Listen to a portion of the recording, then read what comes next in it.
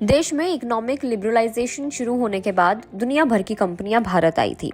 दुनिया की कई कंपनियों ने भारत में अपना कारोबार शिफ्ट किया था, जिसके चलते देश में अचानक कॉल सेंटर्स की भी बाढ़ आ गई थी। इस सेक्टर ने जबरदस्त तरक्की की और लाखों युवाओं को रोजगार के आसान रास्ते अवेलेबल कराए। मगर अब इस सेक्टर के खत्म होने की आशंका जताई जाने लगी है, यानी कि देश में कुछ ही वक्त में कॉल सेंटर्स एकदम खत्म हो जाएंगे। क्यों, किसने ये बात कही है, ऐसा क्यों लग रहा है, चलिए वीडियो में जानने की कोशिश करेंगे, इसलिए वीडियो को आप एंड तक जरूर देखें।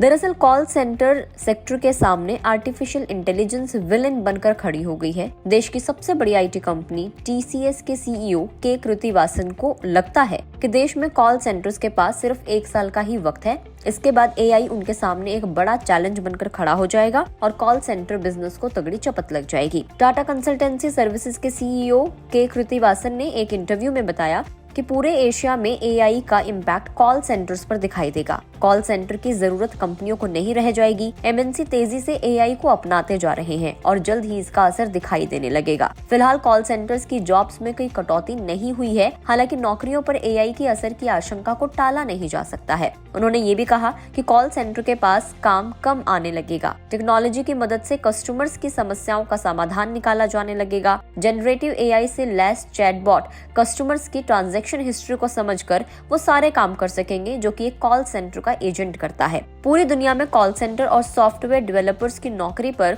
एआई का खतरा बना हुआ है। भारत उसके सर्विस सेक्टर के लिए जाना जाता है। ऐसे में एआई से भारत में नौकरियों को और ज्यादा खतरा है। नेस्कॉम की एक रिपोर्ट के मुताबिक देश की आईटी और बिजनेस प्रोसेस आउटसोर्सिंग इंडस्ट्री तकरीबन $48.9 बिलियन की है, जिसके जरिए देश में तकरीबन 20 लाख लोगों को रोजगार मिला हुआ है।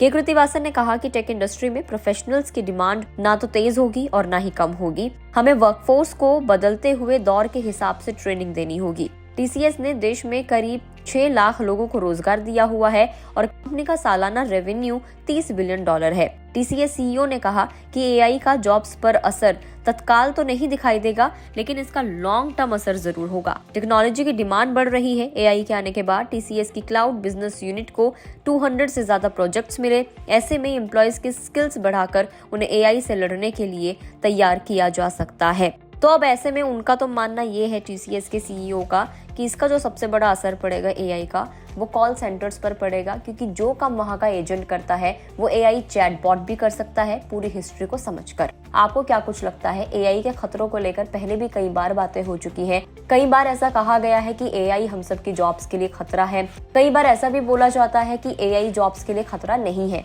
आपके इस पे पर्सनली क्या व्यूज हैं, हमें कमेंट करके जरूर बताएं। अगर आप इस वीडियो को फेसबुक पर देख रहे हैं तो फेसबुक पेज को लाइक कर दें। यूट्यूब पर देख रहे हैं तो गुड रिटर्न्स के यूट्यूब चैनल को सब्सक्राइब करना ना भूलें।